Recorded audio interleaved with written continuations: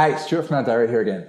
I want to share with you a second key strategy that we use in the program, the Leverage Advice program, for solving that second problem with advice business. And here, I want to show you the number one mistake that advisors make in assuming tech is the thing that will solve your capacity issues. It won't. And here's what will.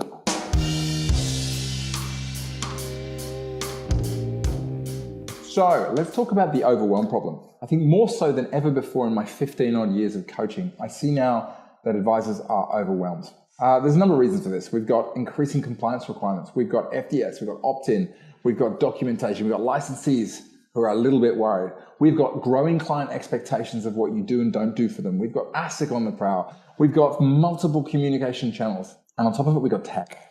Now, never before has there been a requirement for advisors to get their head around what technology they should use. And I get more and more questions about technology every month than probably anything else. But here's the thing.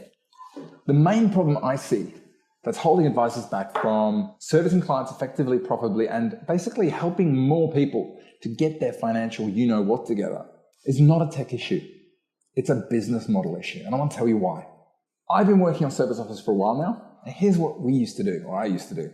I used to go into business, we'd get a bunch of revenue statements on what people paid, and then we'd segment. We'd kind of create a bunch of service packages. We'd usually call them something uninspired like platinum, gold, and silver, and we'd bundle together a bunch of stuff. The people who paid a lot got a lot, people who paid less got less, and the people at the bottom got a little bit less, but really, they were pretty undifferentiated. Is this sounding kind of familiar? It's kind of tired, to be honest, and the game is kind of running out. Businesses are realizing that when they add more and more and more stuff into a service offer, they load themselves up more and more and have more problems with delivery. That means less and less clients. But here's the thing, clients are realizing as well that there's a bunch of stuff in there that maybe they don't need. And suddenly the value demonstration game gets harder and harder. In the last video, I talked a bit about the fact that only 20% of Australians get advice. There's a few reasons for that, but here's another one. Service models are only built for 20% of the population. Let me break it down. There are three basic mindsets when it comes to advice. There is DIY, self-directed clients. It's not that they don't want advice, it's just that they want to be doing the bulk of it. The next one I thought we call the validators. You know, people have got a plan, they feel like they're on track, but they don't want to do it all, but they'd love to have somebody to tell them if they're doing the right thing and give them a little bit of advice. Finally, we've got the delegators. These are the people who are happy to outsource. Here's the problem, your platinum, silver, gold only generally caters for the delegators. And as a result, we're kind of losing the rest of them. The answer is in something we call the progressive service offer. It's also called an ascending advisory model. It's a way of slowly moving clients up to working with you fully and only moving the right kind of clients. And it's based around this concept. There are DIY clients. They want some help, but they want to look after it. They still need education. They still need frameworks. So you can create an offer for them, which has them doing the heavy lifting, but still engaging with you. On the other end, you've got the done for you service. This is where you can do everything. They outsource it to you. And what's key is they pay you a good, profitable fee for doing so. Something which is important if you look at Adam Smith's paradox of value.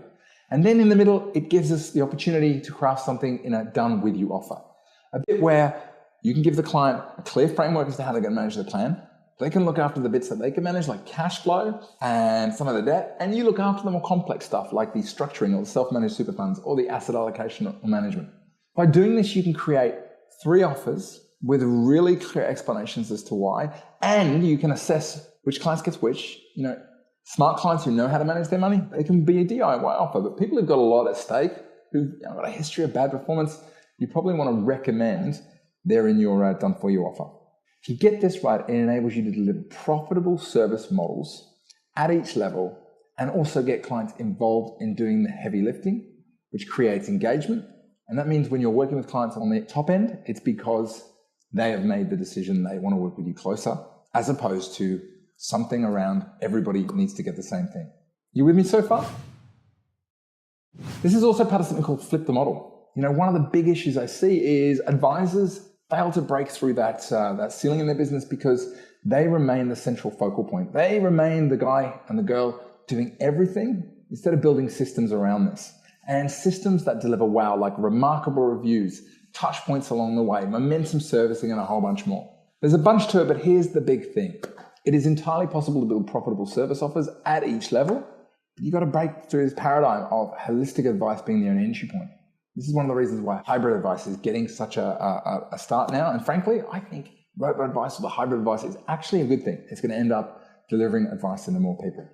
If you get this right, boom, you end up with a scalable service offer that is profitable and enables you to service more people at different levels, add in tech, and then you're flying. So in summary, Platinum Silver Gold is dead. One of the keys to this is adopt an ascending transaction model. Build profitable offers for different people at different mindsets. And most of all, flip your model so you are not the central point. Get this right, and suddenly you'll see your ability to grow the business and manage people fly while you find yourself working less and less hours and getting a business that grows instead of constrained. That's it for now. But one final piece in the puzzle. And for some, this is the most important piece, how to resource the whole thing up. So I'm going to share with you a couple of key things that if you install these in your business, it means you can get a team around you and a business that is designed to grow instead of hit a ceiling. Anyway, have a great week. I'll speak to you soon.